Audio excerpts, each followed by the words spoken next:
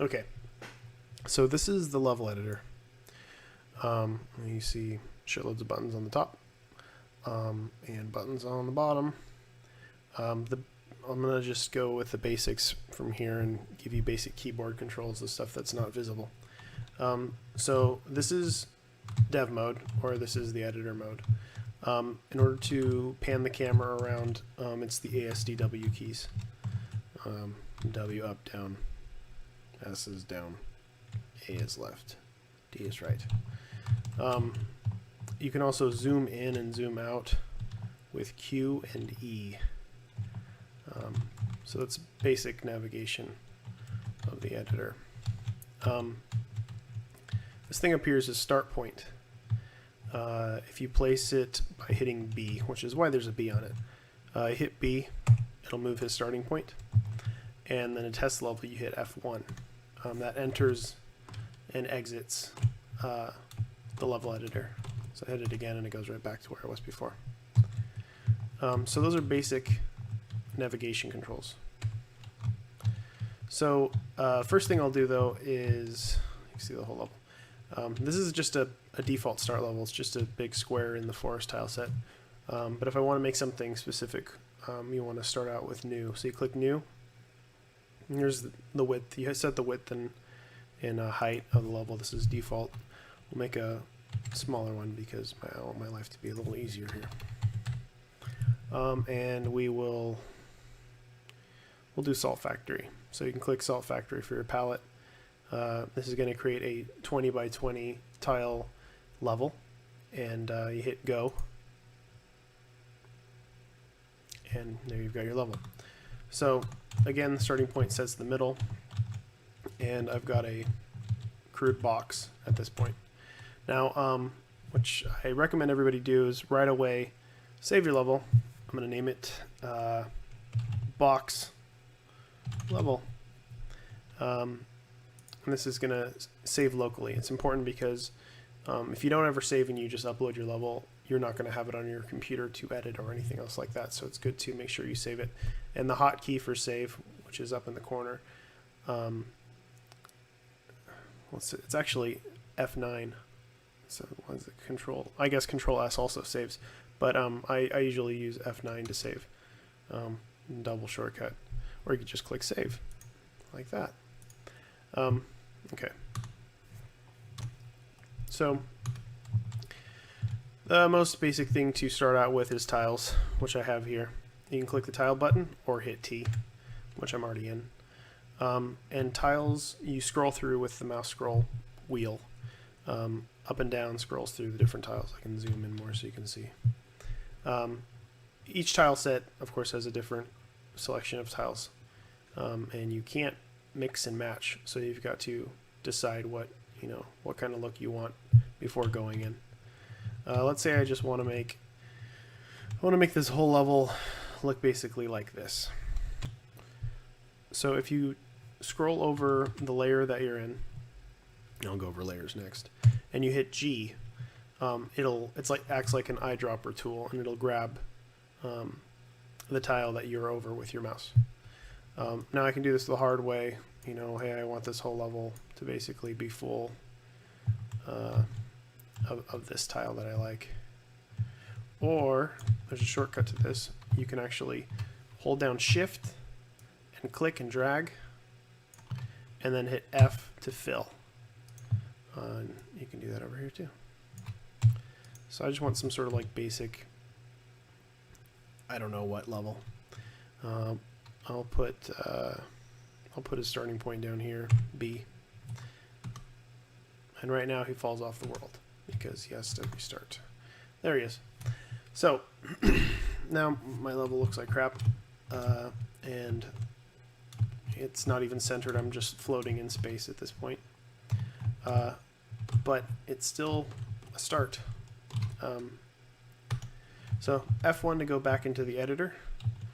Let's say I want, of course I want to have a background. So these little numbers on the bottom, the hotkeys, of course, are your number keys. These are all your different layers. Right now we're on the active layer, which is everything that Meat Boy interacts with. That's an important layer. Right behind it, we've got back tile general, back tile, which is important. If we select that area and fill it, you'll notice that it's darker. It's automatically set to be darker, but you can change that, and I'll tell you how later. Spoiler, you click layer color. Let's make it not as boring. Let's make some windows. Let's see, here's some windows. Look at those. Those are some beautiful windows. If I want to make my job even easier, I can always just select this area and copy, Control C, and hit Control V, and I've got the whole thing copied, and I can just paste it wherever I want. Look at how easy that was. Alright, still, we're stuck with an ugly level that isn't even centered, which is wonderful. So let's first center that. So we'll go to Camera, which is C for the shortcuts. Now, what you want to do here is basically select the area in the same way that I selected the tiles, which is hold down Shift, click and drag around the area that you basically wanted in the bounding box. And now when we go back to the editor, it'll be locked to just that area. Now if I wanted it to be, you know, let's say for some reason I wanted it to be over here, center point's basically going to be in the center of there. That'll force it over that way. Or if I wanted it to be, of course, longer and scroll up just a bit, that would do that. So let me fix my camera bounds. Now you can also select, if you select this point by right-clicking on your start point, which is the red box here, and clicking Properties, this will allow you to set your zoom. So right now the zoom is at -500. If we want it zoomed in more, let's say -300 might look okay. Let's try that out. Well, that's obviously way too close because he's dying off screen. So let's go back in again and make it 400. Good, perfect, look at that. So we've got our level and it's centered, and it still looks like crap, but it's better than it not being centered and looking like super crap. So we'll go back in and let's see, how should we pretty this thing up? First, I guess we can go over layer colors, which will make things better for sure. So the farthest layer, which is number 8, which is back general 3. Now if I click layer color, it'll pop up an RGB color chooser. So the max number for each of these, red, green, blue, is 255. So if I wanted the background to be 200, just solid red, I would set the amount to 1, which is absolute, and and now I've got a red background. You know, it's not the greatest red, it looks too bright. So if I go back to that layer and let's see, we'll give it some green and some blue, make it more of a pink, which that's good. I like the pink. I'm down with the pink. Okay, so we've got the background pink, and if I go in and make layer 7 and I set it, which I have, set it to the same colors as layer 8, but I don't make the amount 1, and apply that. If I go into Parallax, you can see already that the layer that I'm going to be placing is tinted to look like the background, which blends in really nicely. So to scale parallax layers, you hold down Control and you scroll up and down. So let's see, I don't know how far I want this to look. I think about this far, and then if you hold down Shift, that will actually, that's how far it is away from the camera. As you can see, it's coming through the level. So you can see in the bottom corner over here where it says 50. That's the amount of how far back it goes. I believe once it gets to 400 it becomes invisible. So 350 is about barely visible.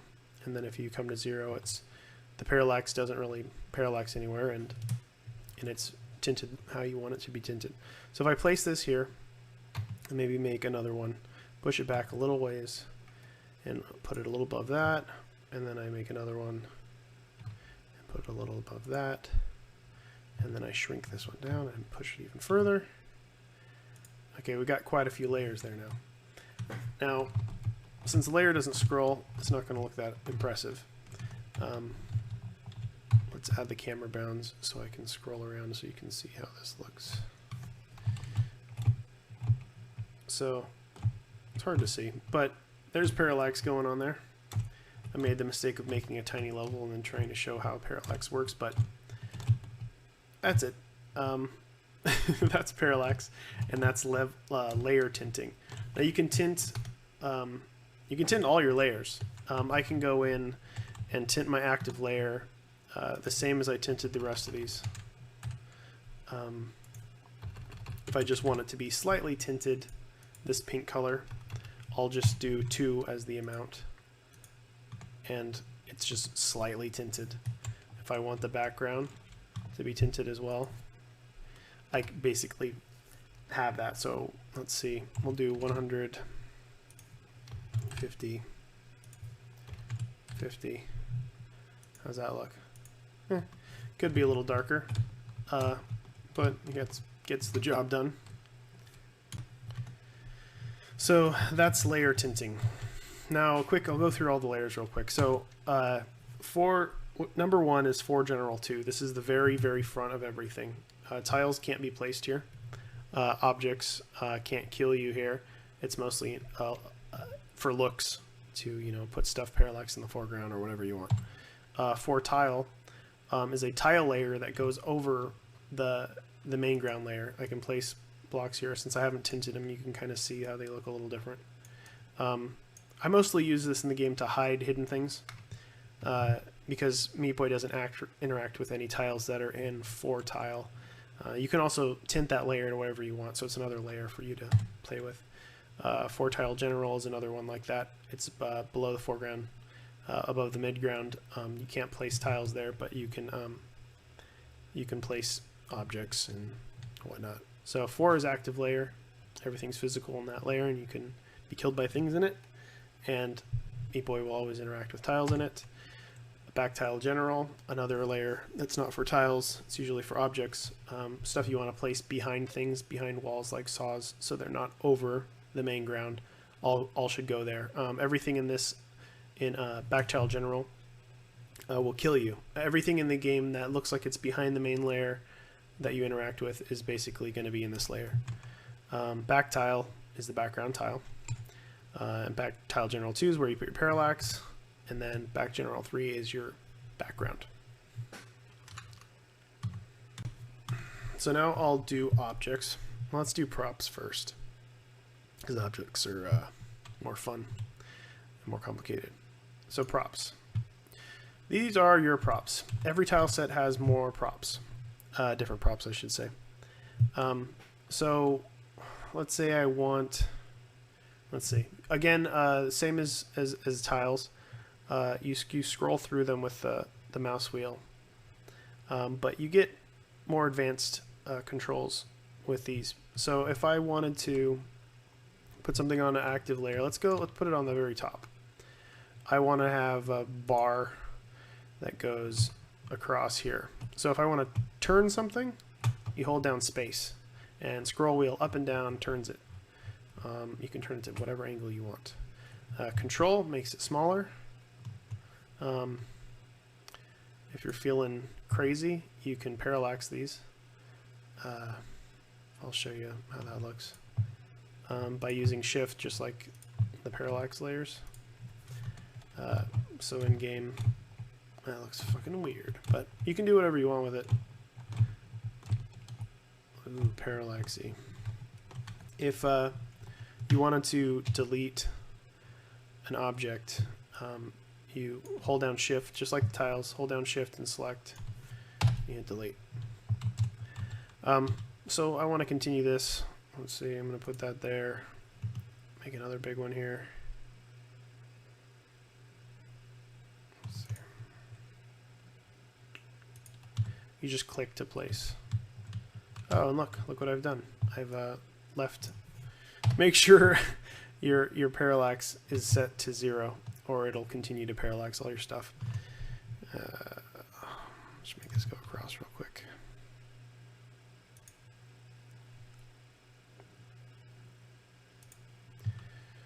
And we can put another one of these things here. So if I wanted this thing to be behind it, I'd select the object on the same layer and Control Shift down and up.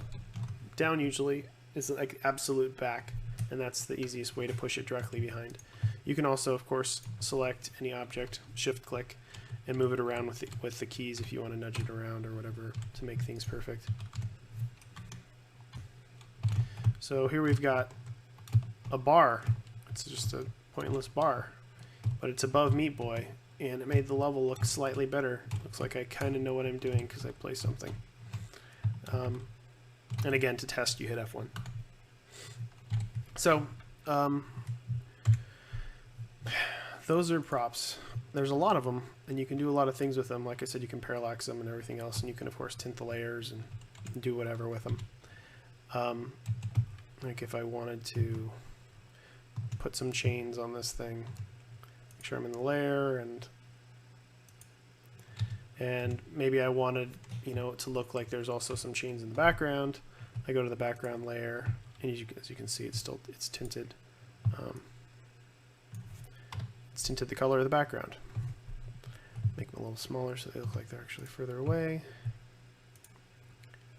You know, it looks tremendously better now. Looks amazing. So much like props, we also have animated props. They're the same. They're just animated, like rain, some clouds. Look at some screens here. You can barely see them. Again, I'm holding control and scrolling up and down to get those different sizes. Pop that in the background. Look at that. Looks like. What else we got in here? I never even use these in game. Look at that error. Look at all that work that I did for nothing. Warning. Never used it. Look at all the things that you guys can use that I never even bothered using. There's a lot of stuff in here that. What the hell's that? That looks weird. That I never really used. Now, let's say I want this weird thing. I want it to be kind of in the background. I'll put it in the parallax area. Look at that. Look how cool that is. Because it's tinted the right way. You know, I've got a couple things. I got some pistons pumping. You know, whatever. Make sure I. Okay, so next up, the fun part, objects. So objects. Objects are usually things that you interact with or kill you. Of course, in the salt factory, there's going to be a lot of salt. So let's scroll through. Let's see what kind of salt we got here. We got this salt's usually good. So I'm going to go into back general, which is going to put this salt behind everything, and I'm going to, you know, place it around. So we've got some salt there. Ooh, look, I've died, and I've died, and I've died. Wonderful.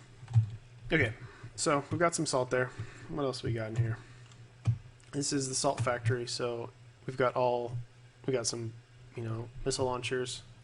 All the properties have a basic setting, and I'll go into properties later, but it's a little bit more advanced. So if I, you know, put a rocket launcher up here, actually, let's make it look like it's going to kill me instantly, but I'm going to make it look like it's part of the thing that I placed before. Yeah. So there's a rocket launcher. It's a bit unfair, because people won't know it's there when they start. Yeah, rocket launchers. There's Bandage Girl. She, of course, needs to be in the level. Let's shrink her down to the size that she should be. And let's go into tiles, and let's put some tiles up here. And we'll put her over here. I'll put her in back tile, again, like every other object. It's usually safe to do because she's kind of behind things, so it won't look weird if she's floating in the air or stuck behind something. It'll look more natural. So yeah, look, I've actually got a level here. Technically, it's got a start and finish, and it's got something that kills me. Of course, if I go get her, that ends the level, and I'll get into that later. Back to dev mode. Okay, so we're still in properties or objects. The hotkey is H. I believe it was originally for hazards, which is why it was H. So, oh, look at that. We got the old trusty saw. Okay, so I'm going to do something slightly advanced here. Make a saw. I'm going to make a saw move. Okay. Now this is going to get a bit complicated, but it's not too horrible. So first I'm going to go to back tile general. I'm going to place this saw. I've clicked it. I've placed it. Okay, it's a stationary saw right now. I can get around it many different ways. I could just jump across. I could jump over it. Whatever. But what I wanted to do is scroll back and forth.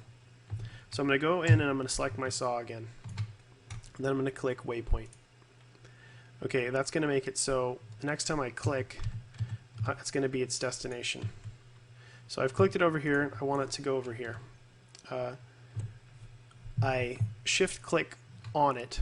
The little, it shows that it's red if it's active. And then I'm going to scroll up and down. As you can see, start time starts changing. Okay, that's where it's going to end up. So the first one starts at 0, and the second one is going to be like, okay, 1 second. It's going to take 1 second for it to get across the screen there, and then it's going to disappear because it has nowhere else to go. And we get this repeating saw forever and ever. Now that would look a little bit cooler if I actually had it, you know, off screen, because then it would make sense, which I can do. Again, the shortcut for waypoint is G. I don't know why. So if I push these both off screen, you know, then it makes more sense. It looks like there's a saw, you know, going forever. And the level just got harder. Not that hard though. But still, that's cool. Now if I wanted it to go backwards, I would go in, find it. There it is. Again, shift clicking to select. I can select everything with this. You can delete it and whatever else. You can also copy and paste it if you want. It won't copy and paste waypoints, but it will mass copy and paste. Actually, I'll give you an example of that real quick. So if I go in here and copy this in the foreground, Control C, Control V, I can again paste this a few times, and then we've got, I don't know if that's better, but it's an example of what can be done here. Let me erase this top one. I don't like it. Let's try to make that saw move back and forth. Actually, since I've already pasted that up there, let's make the saw go all the way around in a circle, square really. So I'm going in again, back tile, with objects selected, hitting G. Okay, I've got one here. Okay, let's say I want it to go up here, and then I want it to go off screen over here. Since it's off screen, it's going to look like it's going to loop around. But for the sake of this video, I'm going to place another one here. Make sure it's about right. Okay. So now I'm going to set the start point. So we've already got, it takes a second for it to go over here. We'll say it takes 0.20 seconds to get up there. So it's all adding to the time. So we've got 120 here. And then we're going to try to add a second to here, so we're going to go 220 to get across, which I've passed. And then destination will be 240. Alright, let's check that out. You can't see it. I should probably make it so you can. I'm going to cut this out a bit so you can see where the saw's going. And it really does go in a full circle, which is cool. Works for the level. The background, of course, looks weird there because we don't want this weird transparent background, so we're going to go in and just fill those areas. Oh, looks a little better. So now I'm kind of picking apart the level and fixing it up a bit. I don't like that this layer is tinted so much, so I'm going to just tint it just a little. Makes it blend a bit easier. Also, this looks weird over here, so I can go into the top layer and select those. This one's on top. Select these and just kind of push them in a bit so it looks more like the other side. And I can keep decorating this stuff, but that's not really giving you information. So I'm going to go back. I'm going to squeak in my chair for a little while. I'm going to go back and talk about tiles again, advanced tiles. So, like I said, you can scroll through the tiles with the mouse wheel.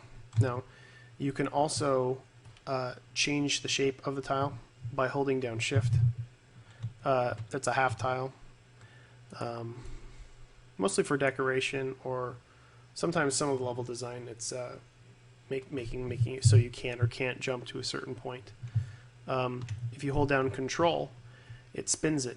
So if I wanted to put these on the wall here, you know, for whatever reason,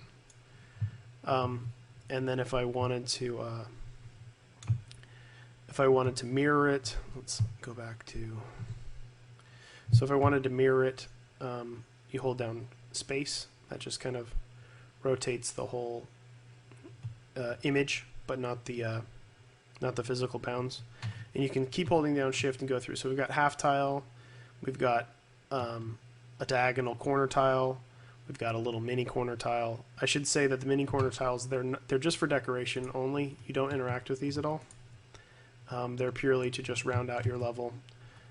You can't physically touch them, so don't use them as little ramps or anything like that, because that doesn't work. And I'll also say it's best to just avoid using slanted tiles as platforming areas, because they were mostly designed for decoration, like angles and like I'm using right here.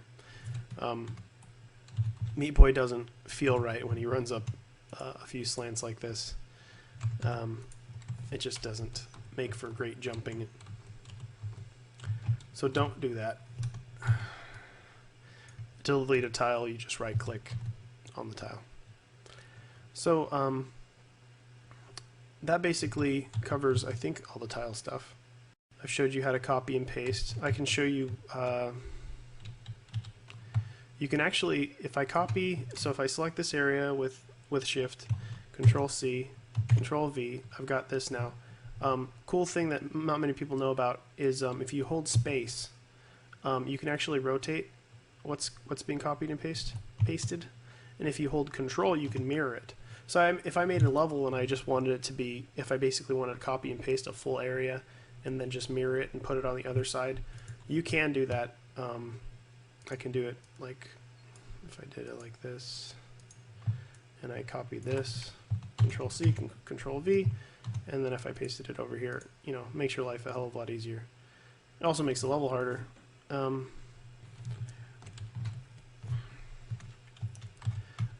So I wanted to decorate the outside of this. I'd usually just go in maybe half tile on the side here.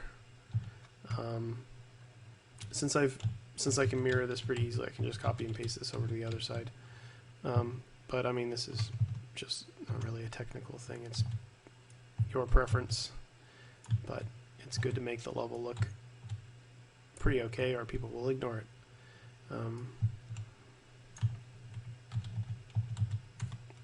That looks a bit better.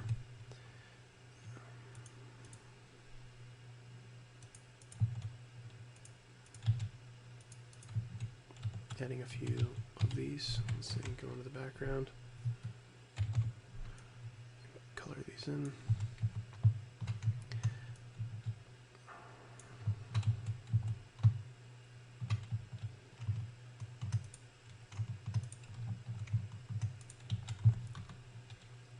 Looks a little better on that side. And again, I could go in and place some objects out here in the background. Go with the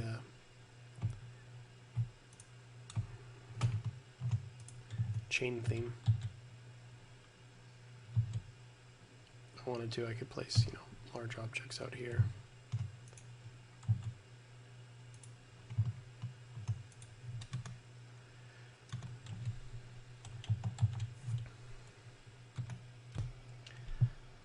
Okay, so ignore the fact that you're seeing the future. I needed to go back in, and I fucked it up with lights, and I've got to go back in and show you how lights work. So real quick, L or lights is to place lights, and then you hold Control to make the lights bigger and smaller, and lights start out pretty bright. So if I click to place, right click to select, they have properties. So if I wanted to make the light a lot more transparent or dimmer, I can set it to something like 30, 20, 20. And that would make it look much more like the level, I guess. So our lights are now more transparent, I guess you could say, less blindingly, white. It looks odd that it's coming off like this. That looks a bit strange. You can still go back in and just select your light and move it wherever you want. I like the lights to be a bit faint and angled, so I think I'm going to put it down around like this, and also shine on Band-Aid Girl a bit. So we basically have a level here. It's got lights, it's got everything else. It's got parallax layers, it's got a nice bounding camera around it. It's got cool tinting, and it's got a goal. Let's, for shits and giggles, add an animal or two. Let's say, that's going to be confusing. Let's do this. Let's put some birds along the top. So animals, click animals button. Animals do have properties, which I'll go into later. But you don't need to worry about that right now. Let's just place some birds up here. So these birds are going to fly away when we get close, celebrating our victory. Can't see them right now because they're actually out of frame. So let's go back into camera. Set the zoom a little bit bigger. Let's go 440. It's not what I want. I want it better.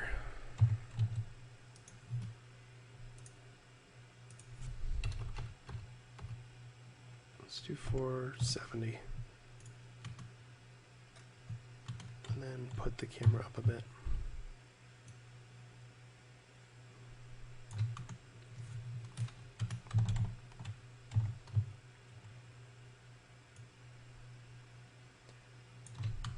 Again, I'm shift clicking to get that bounding box. So now when we get up to this little area, the birds fly away.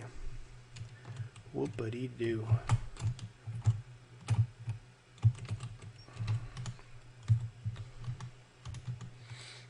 And what else? What else is there? I think that covers everything for basic level editor editing. It's pretty straightforward. It can get a little confusing, but you just learn it once you've done it for 2 years, like I have. easy. It's fucking simple.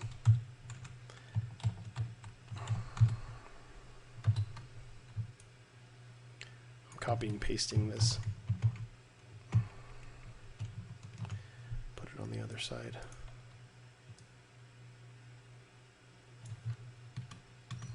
Look at that. Do the same thing with the background.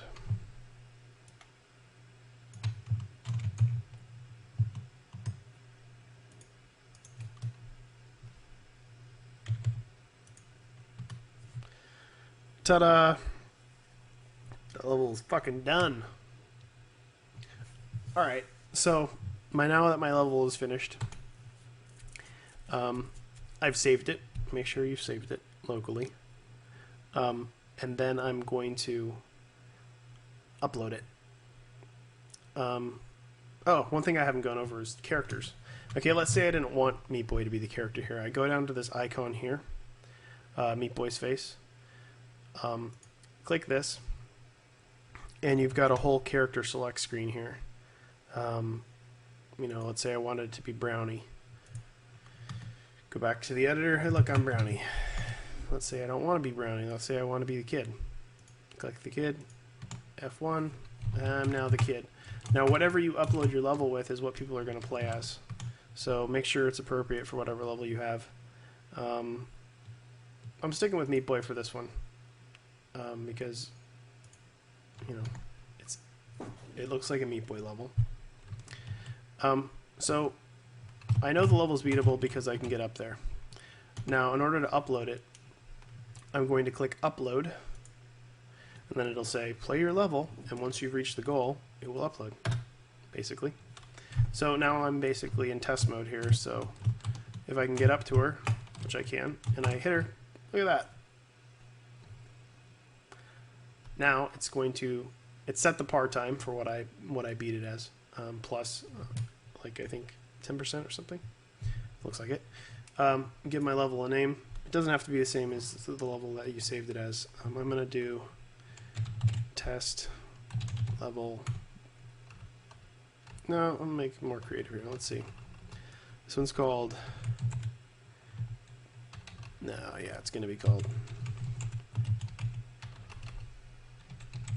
Stinky Pinky. And once you click go, it's up.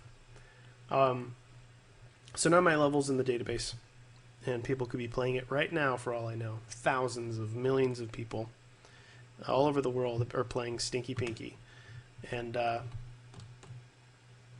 just having a joyous time.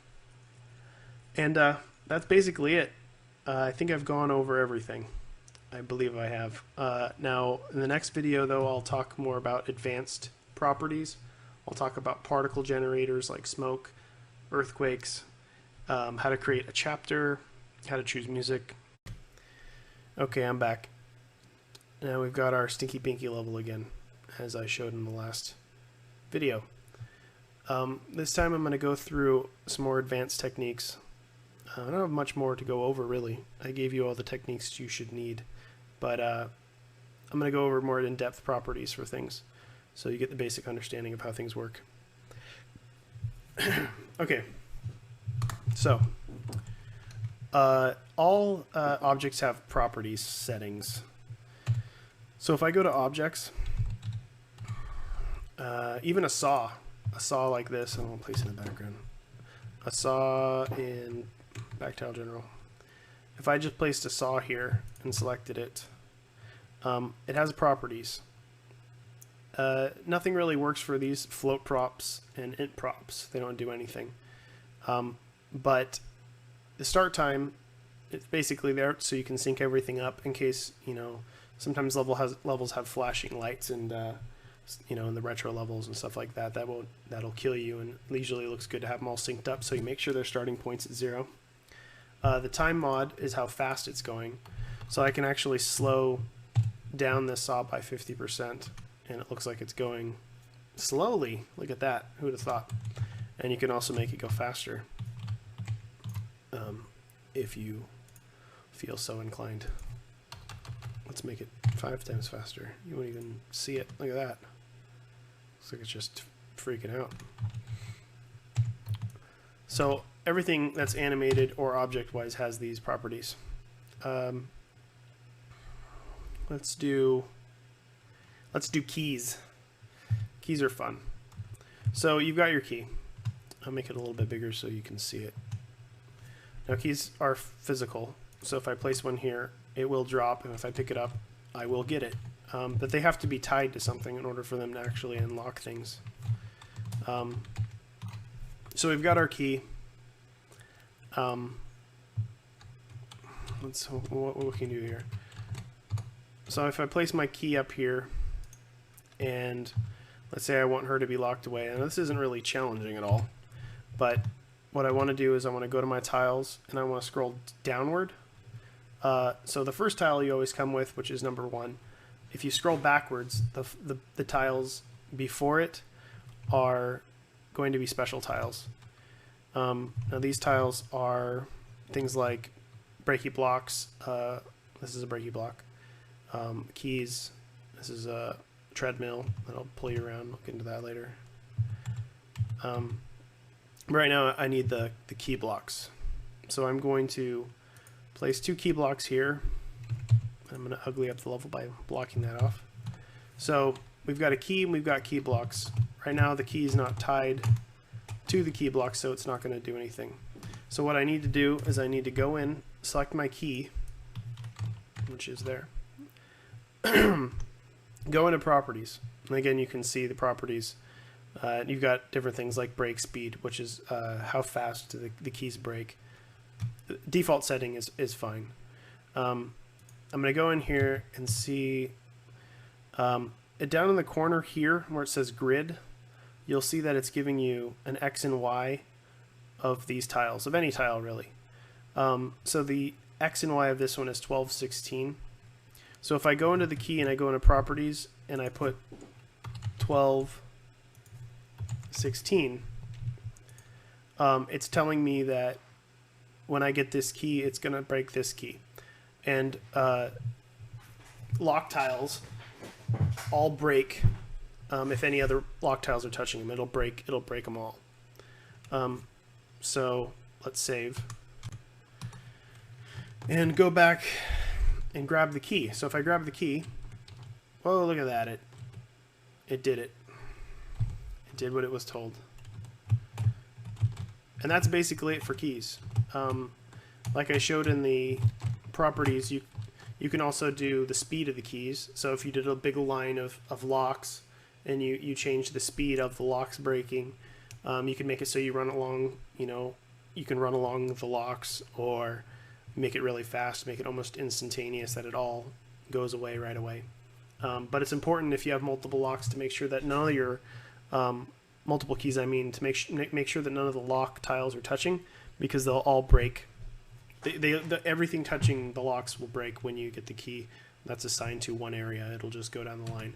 So like if I took this lock and made it go around the level, you'll see that when I get this key,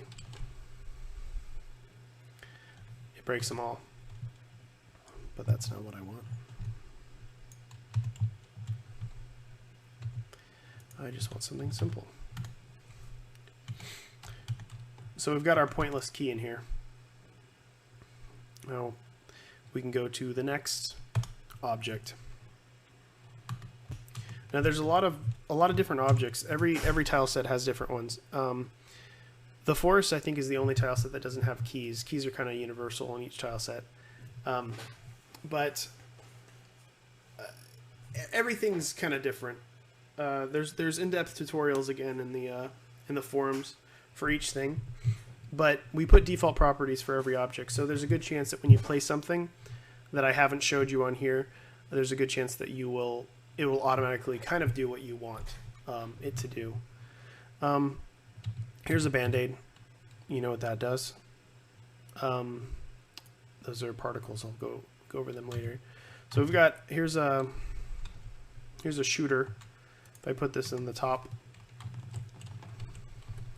it's going to shoot out saws that will kill me. Now the properties for one of these shooters is also self-explanatory. shoot speed. That's how fast it shoots. And the initial delay is the delay. Initial delay. If you have multiple shooters, you change the initial delay, and it will make them out of sync. So you can kind of do like 1 shoot, 2 shoot, 1 shoot, 2 shoot. A lot of different things you can play around with that. Reload time also. So the shoot speed is how quick it shoots, and then the reload time. Like if I put the reload time for also 1 second, it would shoot, and then it would take another second for it to reload. Whatever. Okay, what else do we have here?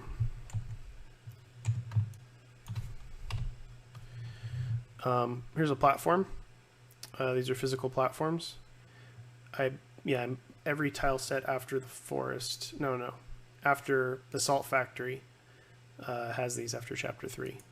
So I can put one here, and it just stays there, and you can run around on it. You can wall jump off of it. Whatever. The cool thing about these tiles is, of course, you can also have them move, much like we did with the saw in the last video. The same way, select it, click waypoint, which I have actually by hitting G, and then select its destination, shift click. I'm going to set it to 1, go back down here, final destination, set it to 2. So it'll take 2 full seconds to do up and down, up and down. This will probably just totally kill me if I get on it. Yep. But that's how that's done, and that can go any direction. That actually did its job.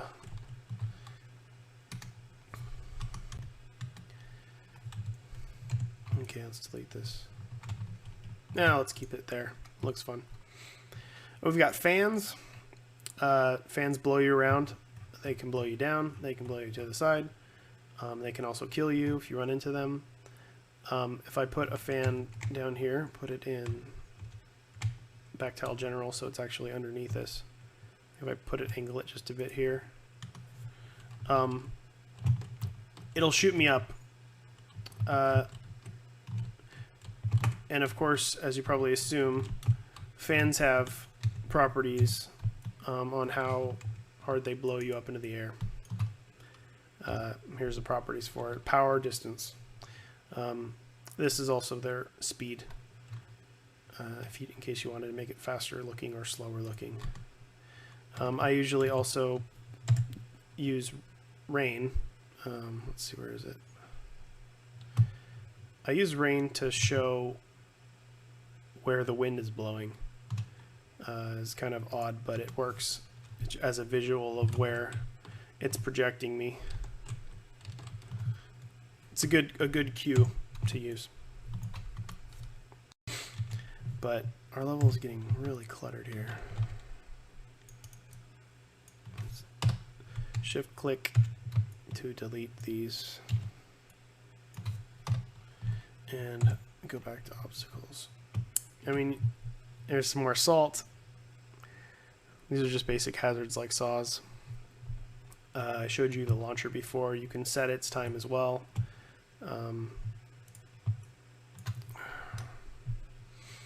Initial delay and the shoot speed, reload time. Let's see what happens here.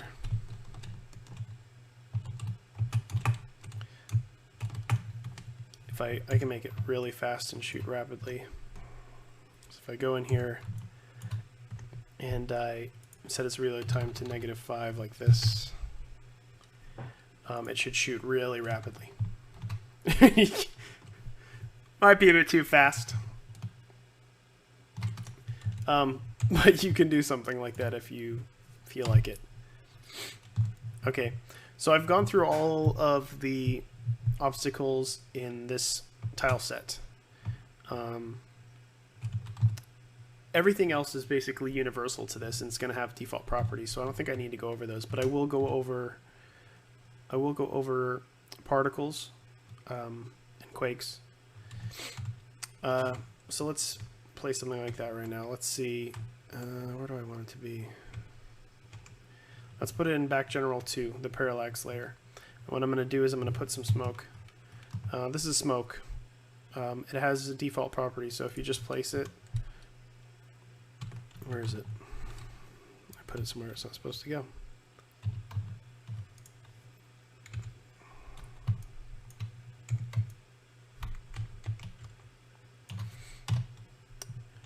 Let's put it back tile. There it is. Okay, as you can see, there's smoke. I think that's gray smoke. It could be, yeah, it's gray smoke. You can place this smoke wherever you want. I'm putting in back tile to make it darker. Put it up here, make it smaller. And here. You can see faint smoke coming up. It looks cool. And you can change the properties for these things as well.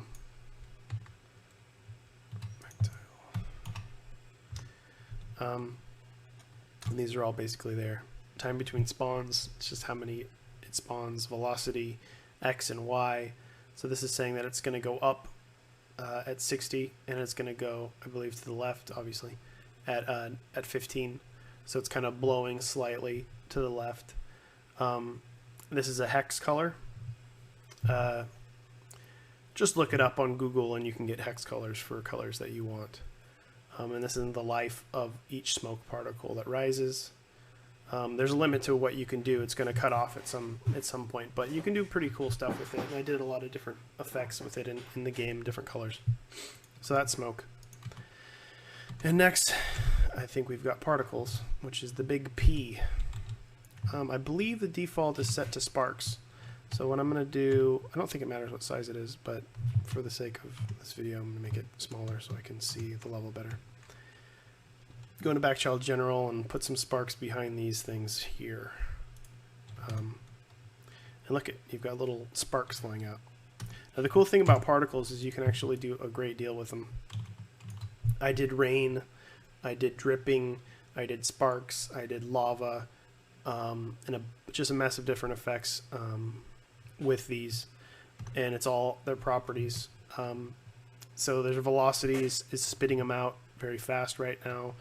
They live for a very short amount of time. There's no delay, and they spawn yellow, which is this color here, and this is how many particles it'll generate in a frame, basically. So it's generating 8, spurting them out everywhere. They have varying lifespans, so they look like that. But if I change any of these properties, I could make it look like, you know, maybe heavier sparks that are just kind of raining down. Let me try to do that right now. So if I take the velocity down to 20 and apply that to this one, you'll see that they all kind of drip out heavy. It almost looks like water at this point, but yellow water. And if I take them down to 0,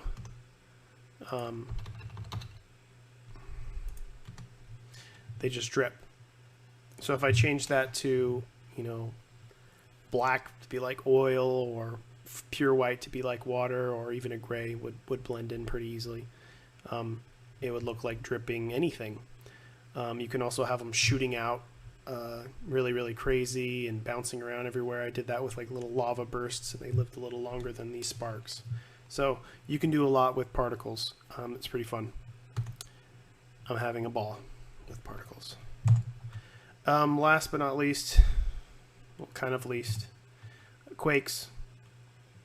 Don't abuse these. These are kind of annoying. I did them to just subtly kind of shake the level a bit on levels where things were chasing you and it looked like things should shake. If you just put one down, it's going to shake the level fucking violently. You can, of course, lessen this in the properties.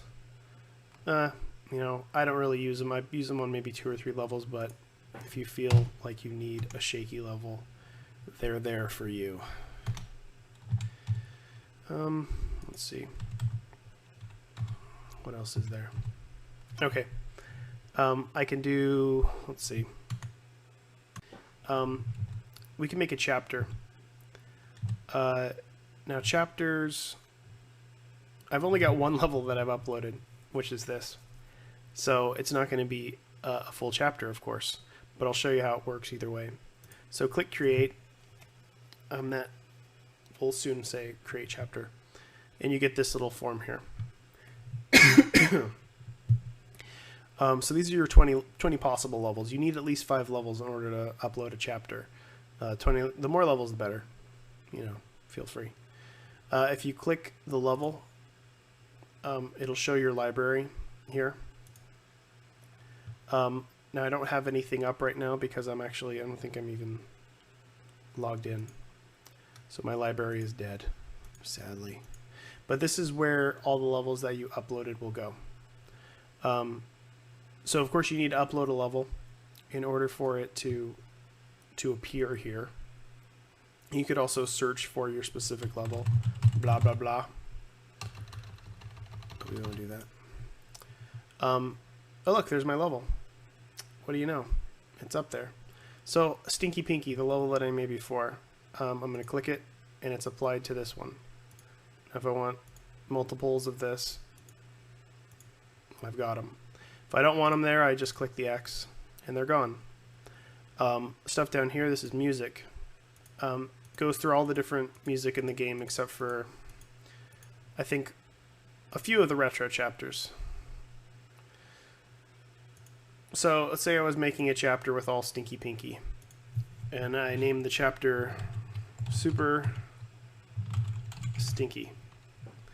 Once I've got more than 5 levels, I would essentially just click upload, and it would upload my full chapter to the database, and that's it. Easy peasy. So if I go new, these are all my different palettes. And what I have to work with is inside of these. So if you're familiar with the game, you'll know what kind of obstacles you have to choose from in each of them. The retro tile sets, the 8-bit Game Boy, and actually just 8-bit and Game Boy have the most varying obstacles and stuff. I would recommend checking out 8-bit because it has a lot of universal appeal as far as objects and stuff go. And tiles overall. It has a lot of different little tile sets inside of it, and it looks cuter, it's easier to put together. But these are basically all the different chapters that you can choose from, and you're limited to your palette and objects in each. And those are my advanced techniques, and I've got nothing else to show you. So hopefully you got something out of this as well. And again, if you have any questions, click the question mark. That's what it's there for. You can ask them in the forums, or you could probably get your answer. It's they're wonderful, wonderful forums. Everybody should check them out. Okay, that's it. Bye.